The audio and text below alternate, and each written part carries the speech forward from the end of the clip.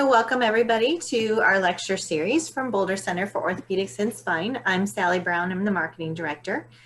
And tonight we have Dr. Austin Chen with us, as well as Dr. Chelsea Alexander, who will be talking to you about understanding hip preservation surgery and hip arthroscopy. Sorry. We will have the chat function available, so you can go ahead and start posting questions for Dr. Chen or for Dr. Alexander, and we will be answering those more towards the end. So go ahead and pull your chat up, and I will hide myself, and we will begin with Dr. Chen. Minimize all these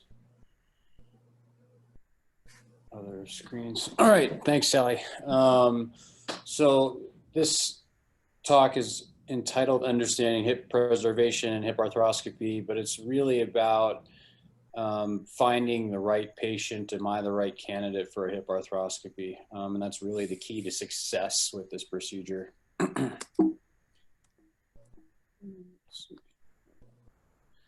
I don't have any financial disclosures, and that can be confirmed at the American Academy of Orthopedic Surgery's website.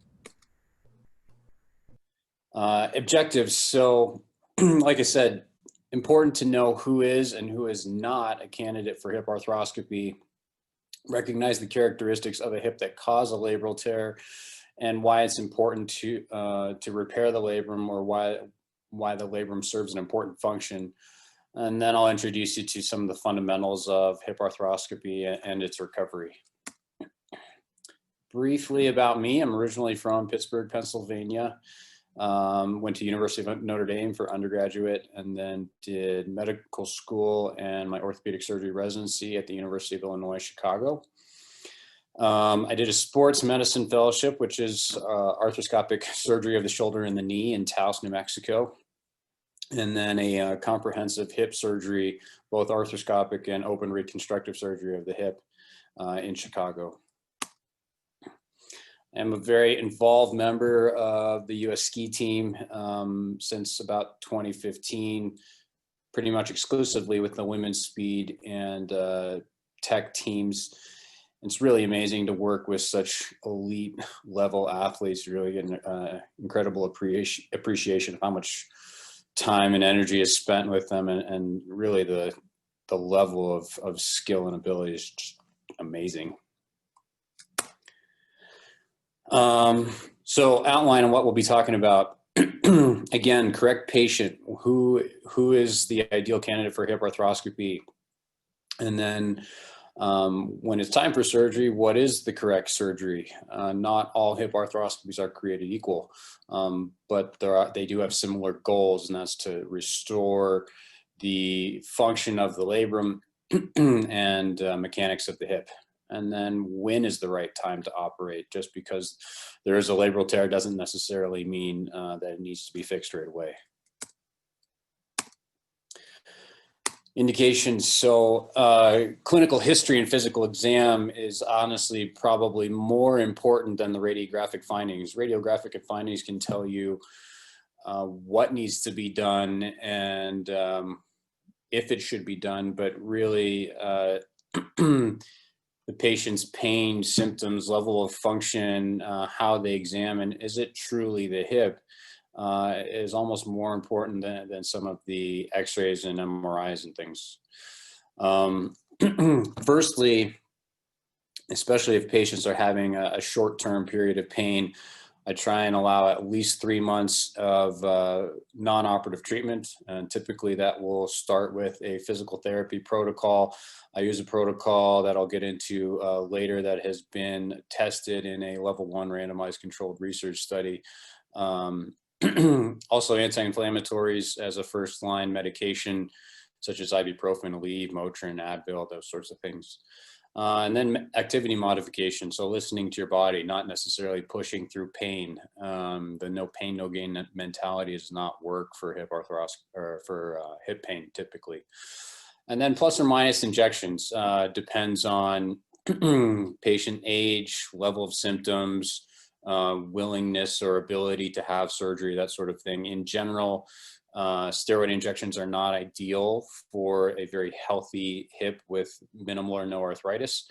So long-term steroid injections are not a great option, but they can be used to bridge pain or give us more diagnostic information. Probably one of the most important things is the amount of arthritis in the hip in terms of indicating someone for arthroscopy. The literature and the research says no arthroscopy if you have a tonus grade 0 or 1. Basically, that means no or minimal arthritis. And you have to have at least 2 millimeters of joint space. In my opinion, 2 millimeters is probably already too little, and hip arthroscopy may be a short-lived benefit. So it's really, really important to know how much arthritis is in the hip. Secondarily, or also additionally, I should say, is dysplasia, meaning how much coverage does the ball have? Are your sockets too shallow?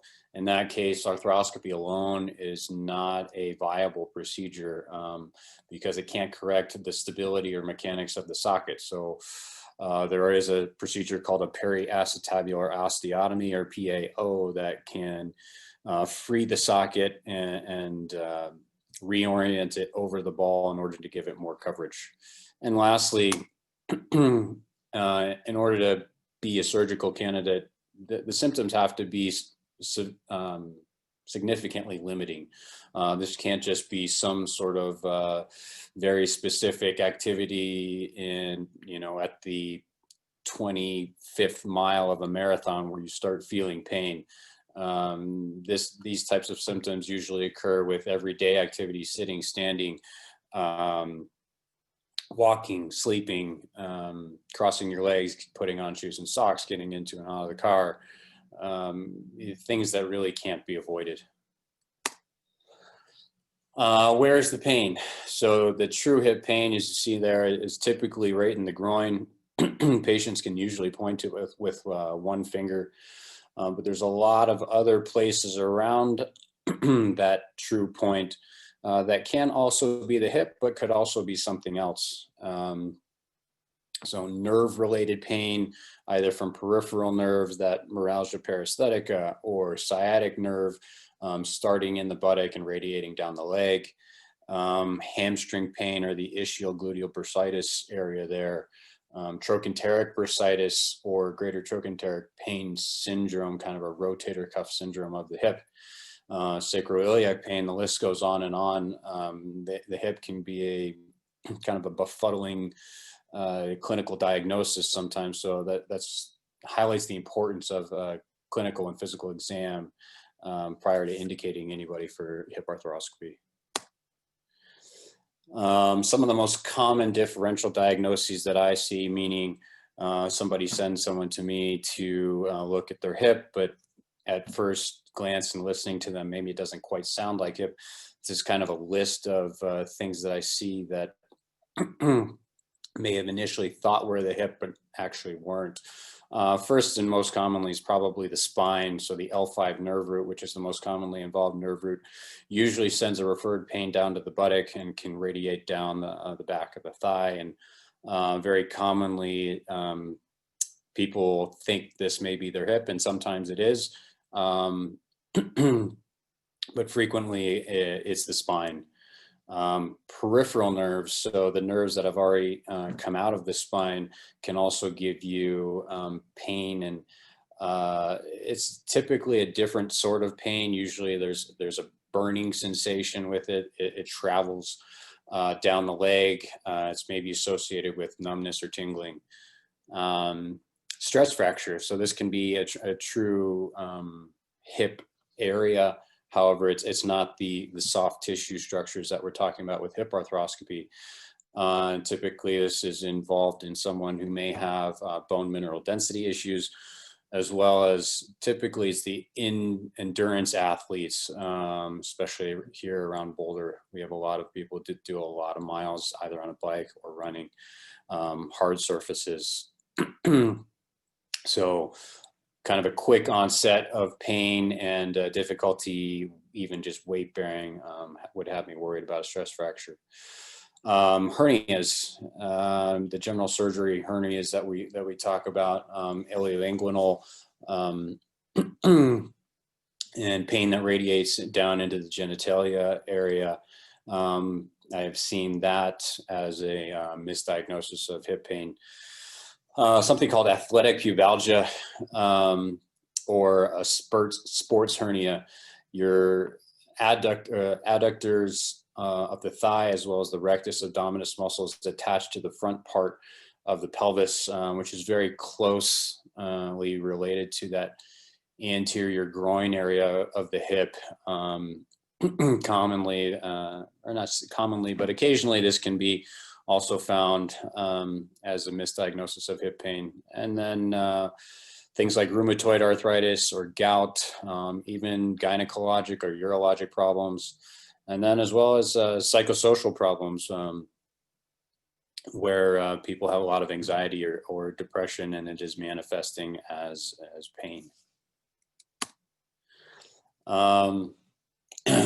I get a lot of different x-rays, typically at least 4, and that's because we're trying to analyze a 3-dimensional structure with 2-dimensional images. All of these measurements you see here are basically used to measure the depth of the socket and how stable we think the bony architecture of the hip is, as well as the sphericity of the ball in the socket. Is there any knuckles or bumps on the ball that may be impinging against the edge of the socket?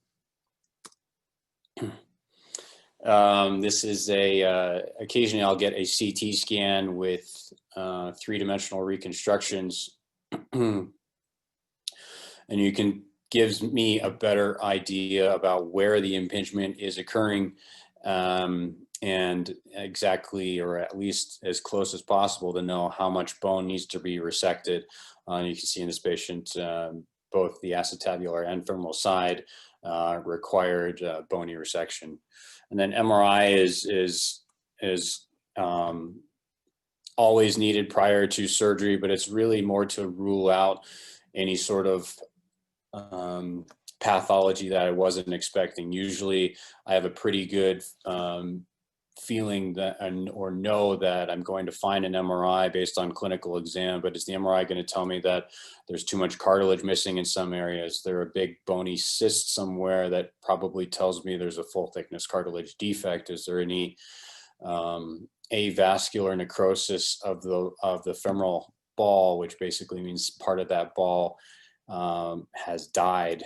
And those would be things that would contraindicate someone for hip arthroscopy. So why do we care about the labrum? The labrum serves a lot of important roles in the hip joint. It increases the articular surface by 22%, increases the acetabular volume by 33%, regulates fluid lubrication, joint stability, load bearing, and probably most importantly, we'll talk about throughout this lecture, is the suction seal of the hip joint. It's the gasket of the hip joint. It maintains that fluid level in the joint, which disperses forces away from the cartilage and protects it. Sorry, let me go back here for a second. So this is a video of a cadaver that is basically demonstrating the suction seal effect of the labrum. Videoing it. Recording it. Tell me what. Go. Is it taking sound?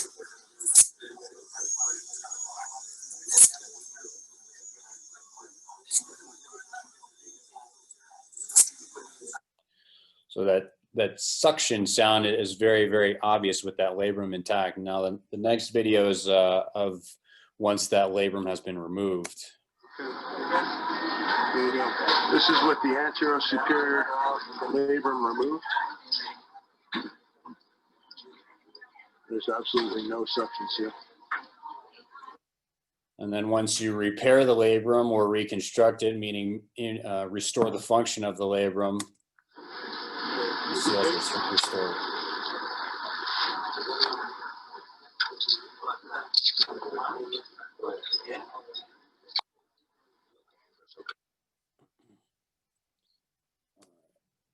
So now we'll talk about what the correct surgery is for who and why, and how the labrum is repaired. So there is there are gender differences typically from male to females. Typically, males have larger cam deformities, or the bump on the ball is much larger, meaning the ball is much less spherical. Typically, they're more stiff. They have more limited range of motion. Usually the acetabular coverage or the socket coverage of the ball is in normal limits, or sometimes even over covered. And usually you don't have the soft tissue snapping, popping sensations that may or not be painful, but usually you don't have those in male hips. Female hips, on the other hand, typically have a much smaller cam, as you can see in that circle down there, compared to the blue arrow on the left. And you also usually have more generalized ligaminously lax ligaments, meaning they're just more flexible and stretchy. And the acetabular coverage, or the socket, is shallower, so that gets into the dysplasia category that we were talking about before, and that could be either borderline, like that picture is showing there, or frankly dysplastic. And those things that above there usually lead to more internal snapping, popping, and that's typically the hip flexor snapping medial or lateral, or from side to side over top of the hip joint. So the male hips we typically describe as femoral acetabular impingement, and not that females cannot have that, but they are more likely to have a micro instability picture to things as well. And so there was a research study done on this, and confirmed, you can see in that bottom category there, that 17% of males or so had a greater than 65-degree alpha angle. So what a normal alpha angle, well, first of all, an alpha angle measures how round the ball is. Normal is typically around less than 50. So you can see that there were no females over 65, but 17% of males were over 65. So now if we kind of flip-flop that and look at this from the pattern of disease picture, the microinstability, like we said, is more likely female. It's also typically younger patients. You know, as we get older, our ligaments and collagen become less elastic, we become less mobile, and any sort of ligamentous laxity that may have been contributing to a microinstability of the hip, it typically we grow out of. There's also lower acetabular coverage, or more of that borderline picture, dysplasia. And then femoral version. So basically that means how much twist is in the femur. Typically the ball is pointing 10 to 20 degrees or so towards the front of the pelvis. And if that's pointing more forward, you're putting more force on the front of the socket and the labrum, and more likely to have internal snapping of the hip, because the hip flexor has to make a much steeper angle in order to attach towards the back of the femur. And then the more classic femoral acetabular impingement picture is more males than females, the much stiffer hip, less range of motion, and the much larger impingement deformities. So the much larger knuckle, or area of the ball that is aspherical. So in a micro instability picture, typically female, we came up with this procedure in fellowship called which we nicknamed the FLIP, and that stands for femoroplasty, labral treatment, iliopsoas treatment, and capsular plication or tightening. So femoroplasty basically means you're contouring that ball and making it as spherical as possible. I say labral treatment there and not repair, because not all labrums are repairable. Not all labrums need to be repaired. Sometimes you can do a gentle debridement, remove any frayed tissue, as long as that the amount of remaining tissue is still providing its suction seal function. And if too much of the labrum has been beat up or torn by the impingement or instability, or sometimes it's even calcified into the edges of the socket, and there's really nothing left to repair or to breed, you can make a new labrum out of a donated graft, typically. The iliocellus, so fractional lengthening basically means at the level of the hip flexor is 50% tendon and 50% muscle. Theoretically, if you only release the tendinous portion, the other 50% of the muscle will still be intact and be allowed to stretch, and that will leave the snapping and popping and internal snapping of the hip. However, there's a lot of controversy with that procedure, whether or not it leaves the hip with weakness. And so things really have to be bad, typically, for me to do that. The snapping and popping has to be extremely frequent. It has to be painful. Or sometimes if the picture is not solidly clear one way or the other, whether it should be done, I'll use an intraoperative assessment. And if there's any sort of traction injury to the labrum right underneath where the hip flexor rides, so sometimes the hip flexor can be so tight, pushing down on top of that labrum at the front of the joint, that it can actually cause a labral tear, not in an impingement zone. So in those cases, I would be more inclined to lengthen the hip flexor. And then in a unstable picture of the hip, what you can do is a capsular plication. So it shifts the ligaments from the bottom part there back up to the top, and then on the femoral side, and then from the socket side from the top down. And what that will do is decrease, hopefully, the amount of rotation that patient can get into, and decrease the chances of levering on the edge in an instability picture or impinging against the edge of the socket. Dysplasia, or a shallow socket, as I mentioned at the beginning, severe dysplasia, a hip arthroscopy alone will not, does not portend good outcomes. But in borderline dysplasia, which is a degree of 20 to 25, normal being 25 to 39, you could consider that flip procedure that we just talked about.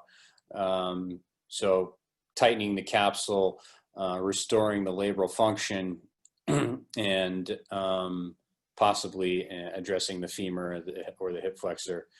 However, there was a recent study, in June of this year, I believe, in the American Journal of Sports Medicine, that said a tonus angle, which is basically the inclination of the edge of the socket, is it rounding over and following the contour of the ball, or is it starting to leave that contour of the ball and be more angled towards the head? So if that angle is more than 10 degrees and they're in the same setting as having a slightly shallow socket, 84% of those people failed their initial hip arthroscopy and required a second operation. So we're still learning. We don't know everything about hip preservation. And that study was done at the American Hip Institute, where I did my fellowship. Severe dysplasia, less than 20 degrees, so I can't make a socket deeper just with a scope.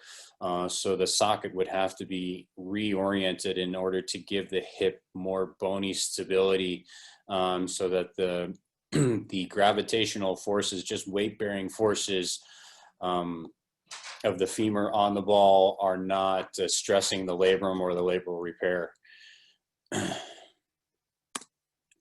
So this is a video of capsular plication. Of capsular plication performed arthroscopically in the hip. We've completed a labral repair and femoroplasty and acetabuloplasty in this case. And due to the component of instability at play in this patient's hip, we set out to perform a capsular plication. A suture shuttle is used to pass sutures between the acetabular side of the capsule and the femoral side of the capsule. When passing the sutures, the obliquity of passage of the sutures determines the degree of inferior capsular shift. The size of the bites of capsule, particularly on the femoral side, determines the degree of imbrication. Note the obliquity of the 4 sutures that have been passed here between the proximal and distal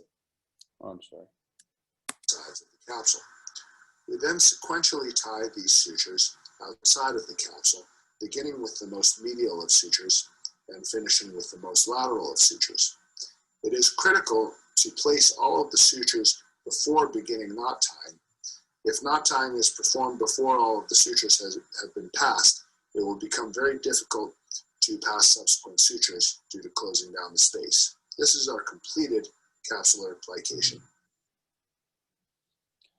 So this is the cartoon of what just happened there. You know, they can kind of look sort of alien, trying to figure out what's going on there. But sutures go through the capsule there in an oblique orientation, and then it shifts the capsule in the direction of those arrows and tightens up and decreases the volume of the hip joint.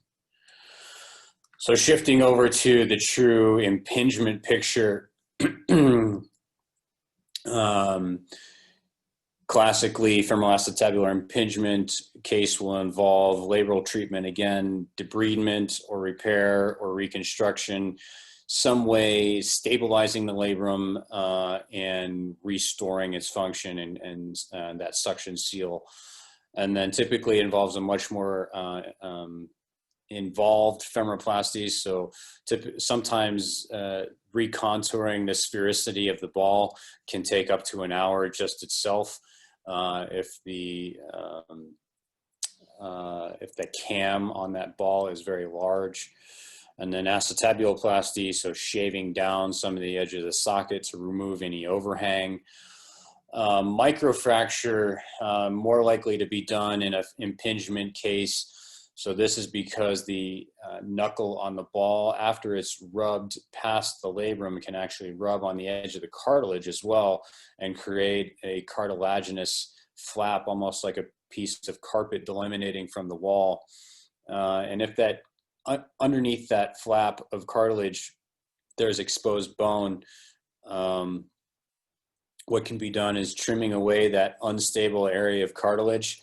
And then instead of leaving exposed bone, you drill small little holes and allow blood and bone marrow to fill that basically pothole of missing cartilage. And over time, typically about 8 weeks, that will turn into a fibrocartilage type of scar. It's not quite as good as the normal hyaline cartilage that coats our joints, but I liken it to basically filling a pothole with gravel, and that's not quite as good as asphalt, but it's better than continuing to run over the pothole. And then as far as the capsule goes, typically that gets repaired. However, in very, very stiff hips, I will release that capsule, basically the complete opposite of application. So after I make the incision through the capsule, which happens in every hip arthroscopy, instead of repairing it at the end, I will just leave it open in hopes of that patient getting more motion post-operatively. So the femoroplasty is probably one of the most important parts and probably technically demanding parts of hip arthroscopy, and it's performed pretty much on every in every hip arthroscopy. So the issue is that over-resection of the ball can compromise the seal of the labral seal, and I'll go through a cartoon of that in a second. But under-resection basically leaves residual impingement and probably similar symptoms, maybe not quite as severe as preoperative.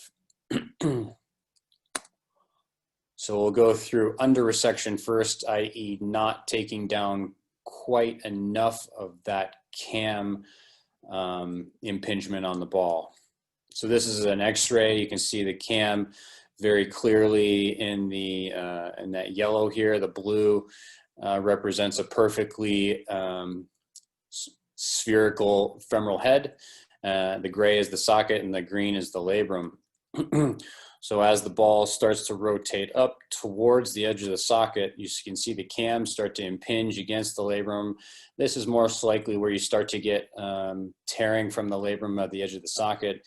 And then as that cam enters the edge of the socket, the red there, it's showing increased force and possibly injury to the edge of the cartilage there.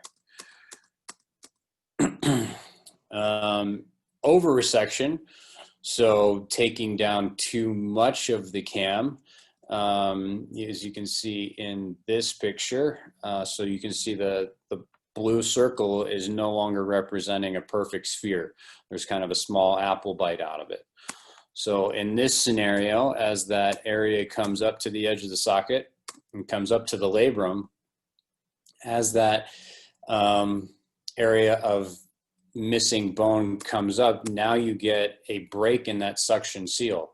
So the labral function, even though the labrum is intact, the seal is broken because the ball is no longer spherical, and you're allowing that that fluid that lubricates and protects the joint and maintains all those hydrostatic pressures. That function is now compromised again, despite the labrum being treated. This is a very, very, very challenging situation. If this ever comes into me, it's hard to treat because you really can't put the bone back. So this was another study from the American Hip Institute, and basically said that over-resection was had much worse outcomes than under-resection, even though under-resection could possibly put you at a risk for a higher risk for repeat arthroscopy. Over-resection had a much higher rate of converting to total hip. And you can see there's really not a whole lot of room for imperfection with this procedure. You have about a 5% window, so that meaning to not over-resect and to not under-resect. So you really have to create a perfectly spherical structure with two-dimensional imaging. So this is an algorithm we developed in order to how to treat the labrum. Basically, in 85-90% of cases, we'll get a labral repair, meaning that the labrum is unstable. However, there is enough viable tissue there that is able to be repaired. So in that instance, it would be repaired. In a debridement situation, the labrum itself has to be stable, so you couldn't have a big tear at the edge of where the labrum attaches to the edge of the socket. It would have to be more of an intrasubstance or edge, soft tissue edge of the labrum, and that could be debrided. But also needing to, you'd have to leave enough labrum to maintain the function and that suction seal of the labrum. And then in a calcified or completely non-viable labrum, and I sometimes tell patients this is almost like, if I get in there into the hip and the labrum looks like I'm going to be trying to sew wet toilet paper back together, there's no way that's going to recreate the function of the labrum. So in that case, I'll reconstruct the labrum with a donated tendon graft. So this is a repair picture on the left, where this is 85-90% of cases where the labrum gets stitched back to the edge of the socket. And on the right side is a reconstruction where the labrum is a donated tendon, but it's recreating that seal. This is Dr. Benjamin Dome with a video demonstration of arthroscopic labral repair using the knotless suture tack anchor. Here we see a tear of the anterior superior labrum. We've decorticated the rim of the acetabulum in preparation for the labral repair. We drill a hole for the anchor and immediately place the anchor without moving the drill guide. This results in a single step for anchor placement. The anchor is impacted to the desired depth and the anchor handle is removed. There's only a single suture coming from the anchor, and this suture is passed around the labrum in a looped stitch fashion using the labral scorpion. After passage of the suture through the chondrolabral junction, the suture is shuttled back through the anchor using the preloaded nitinol wire shuttle. That's seen in this next step. Pull the suture through the anchor, and then pull the suture to the desired tension.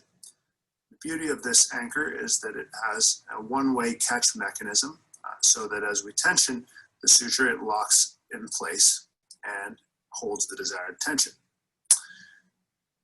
The other advantage of this technique is that the tensioning can be performed after removal of the anchor inserter. And this allows for tensioning simply by pulling on the end of the suture. By control of the tension of the suture, we can avoid eversion of the labrum away from the femoral head, maintain its position such that it will provide a seal against the femoral head and serve its all-important role in the biomechanics of the hip.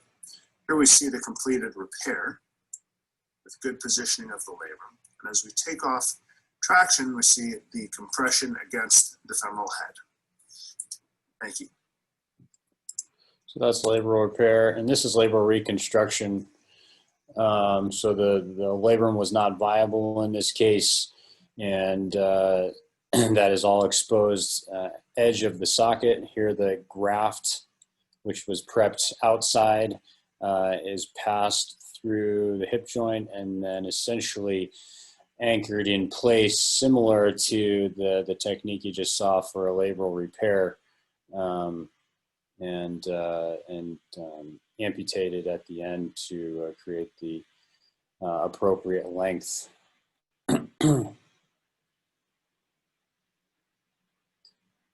Technically demanding surgery, and you know, probably not performed by everybody who does hip arthroscopy.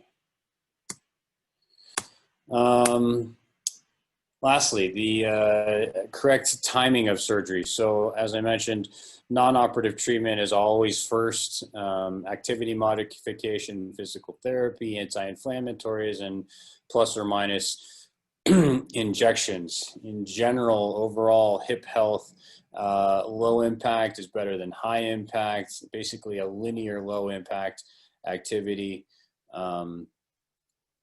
Hiking, biking, swimming that doesn't involve a breaststroke are always going to be better than running, jumping, pivoting, cutting types of sports. The one thing to keep in mind is the hip joint is a ball and socket. So there is always going to be a mechanical endpoint. The idea is to not stretch past it. So if your body or your hip is telling you that something hurts, you really shouldn't try and push into it. Now, not all stretches are the most comfortable, but it shouldn't be pain. And the longer you hold the stretch, if it's a good stretch, the better it should feel. Physical therapy is extremely important, both operatively and non-operatively. Like I said, I make patients go through a minimum of 3 months, occasionally even 6 months of non-operative treatment first. And if surgery is involved, there is at least 3 months of formal physical therapy, but continued self-directed home exercise program for a full 6 months.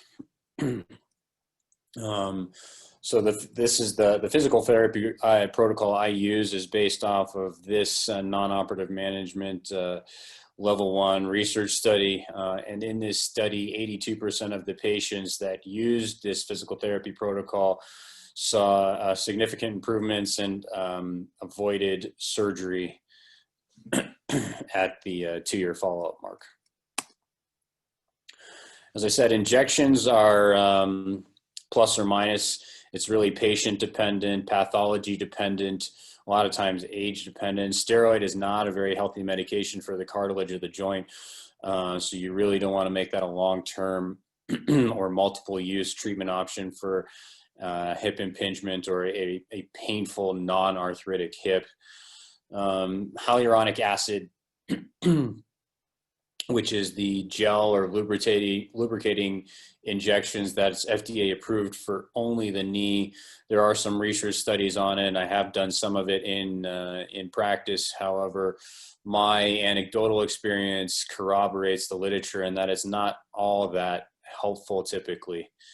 Biologics such as PRP, stem cells, I really don't have a significant amount of evidence to support its use in impingement. Impingement is really a mechanical problem, and typically any relief from an injection is going to be short-lived as soon as any sort of impingement position or motion sets off another pain cycle. So now we talked about being very, very patient with non-operative treatment and trying to rehab the core and the gluteal function of the hip. However, there can be a detriment to waiting too long. There is some studies and research out there that says that the increased amount of time that a patient has had symptoms actually leads to a lower clinical outcome. And that's possibly because of damage to the hip, cartilage injury that may not be repairable. So briefly, this is what hip arthroscopy looks like in the OR. I don't know if you can see that picture on the left. However, portals, typically portals 2, 3, and a version of 5 are used. Occasionally, I will use a portal, the number 4 portal. Traction time is supposed to be limited to at least 90 to 120 minutes, depending on what you're reading in the research. Typically, I don't go over 45 to 75, depending on how much work needs to be done. It does involve a very specialized table. The patient is tilted into a little bit of a what's called Trendelenburg, where the head is down, the feet are up. And when you do need to pull a little distraction of the ball from the socket in order to get the instruments into the hip joint, and maintaining that level of the bed will take advantage of gravitational forces, so that we're not just pulling on a friction pad or against a post, we're also pulling against gravity as well. Recovery from a hip arthroscopy is variable, but very typically 2 weeks of crutches and partial weight bearing, use of a hip abduction brace. Stationary bike and physical therapy typically start 1 to 2 days after surgery. On occasion, those precautions will need to be in place for 6 weeks. Most commonly, that's with a labral reconstruction using a cadaveric graft, or if a tendinous repair is required on the outside part of the hip, kind of like akin to a rotator cuff repair of the hip. Typically, that's only females in their 60s to 70s. During that time, you have to delay physical therapy for 6 weeks in order to let that graft incorporate, or for let the gluteus medius repair heal. And then rarely a microfracture, as we talked about, drilling holes in any sort of exposed bone or missing cartilage. That requires 8 weeks on crutches. It's a very long recovery. Fortunately, you don't have to use the brace for that entire time. You can discontinue the brace after 2 weeks, but physical therapy is again delayed for 6 weeks. So usually I tell people sports, cutting, pivoting, jumping, twisting, can't return to those types of activities for 6 months after hip arthroscopy. But with the delayed precaution, 6 or 8 weeks, you're probably looking at closer to 8 months. So it is a long recovery, almost on the level of an ACL. In conclusion, hip arthroscopy in the right indications is a very, very safe procedure and has very favorable outcomes. However, that is emphasizing the right indications. The risk factors for failure warrant very cautious patient selection. So being careful with that there's minimal to no arthritis, being sure that you're addressing any sort of instability of the hip with a secondary procedure such as a PAO, and then age can play a role in this as well. And then you have to do the correct surgery. Not every, as we saw with the female gender or male and female gender components to hip pathology, not all hip arthroscopies are the same. So if you're doing the same hip scope on every patient, you're probably missing some things or overdoing some things. And that's all I have. If anyone has any questions. Thank you so much, Dr. Chen, and what a beautiful family you have. So Dr. Chen will now be in the chat to answer questions for you. And we're going to hear from Chelsea Alexander, who will be talking about physical therapy, but she will also be in the chat to answer questions for you. Thank you, Dr. Chen, for that information. Hi, I'm Chelsea. I'm a physical therapist here at Boulder Center for Orthopedics and Spine. One of the great things about BCO is that we are able to work closely with your surgeon to help you achieve your rehab goals. Physical therapists are movement experts who improve quality of life through prescribed exercise, hands-on care, and patient education. We examine each person and then develop an individual treatment plan to improve movement, reduce or manage pain, and restore function and prevent disability. Essentially, we are trying to increase your function and decrease your pain. Your evaluation when you come to see a physical therapist will start with the therapist asking questions. You can expect questions about the history of your current condition, such as how long you have been experiencing your symptoms, what, if anything, provoked it, and is there anything similar to this in your past? We will also ask about any previous injuries and surgeries. Is there anything else that could be increasing the stress on this area, for example, the hip today? And is there anything we need to protect or be aware of moving forward? We will also ask what improves your symptoms or what aggravates it. This can give us information on what we need to be working on or getting you back to doing eventually. We will also ask about how your symptoms are affecting your daily life. How do your symptoms interfere with your activities of daily living, which could include getting dressed, walking, getting up and down stairs, getting up and down from a chair, or anything else you have to do during your daily life. We will also be interested in any recreational activities you are interested in returning to. Flexibility and patterns of tightness will also be assessed in the examination. Often patterns of tightness can influence movements by limiting motion and require compensation through excessive movement from somewhere else in the body. Tightness can be a result of joint or soft tissue restrictions. Soft tissues include muscles, tendons, connective tissues, basically anything that's not bone. An example of this is when your hip flexors are tight, you will be limited into hip extension or movement of the hip beyond midline. The body wants to do what you are asking it to. So instead of stopping at the end of the muscle's range, it will get the needed motion by extending or arching through the lower back. In this example, the lower back could start adding to your issues because it is compensating for the hip. As I stated previously, hip pain does not always mean hip pain. During your examination, your PT is looking for indications that the pain could be originating from other areas of the body. They are assessing for other possible diagnoses or pain sources. Other areas of the body that could present as hip pain are the low back and the sacrum, or the pelvis area.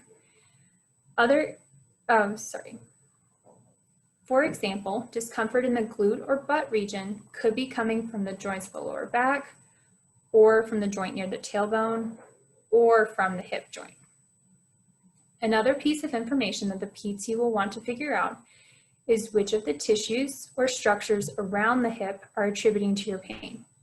We do this through a series of specialized tests that isolate a structure and then stress it to determine if the pain is coming from that tissue. The labrum is a tissue that is commonly assessed during this specialized testing. A common question I use during examination is that your pain? Oftentimes the testing can be tender, but we are looking for the reproduction of the pain you are being seen for. Reproduction of your pain helps the PT understand what tissues are involved and what will influence your treatment plan. Before we get too much into treatment, let me emphasize that if there is a structural change, such as impingement or a labral tear, PT will not cure or heal that structural change. Only surgeons can do that. What we can do is influence the tissues around the painful structures in order to improve your function and pain. We do this by making sure you have good mobility, good movements, and good strength. Your PT will develop a treatment plan with you in order to address anything found during the examination.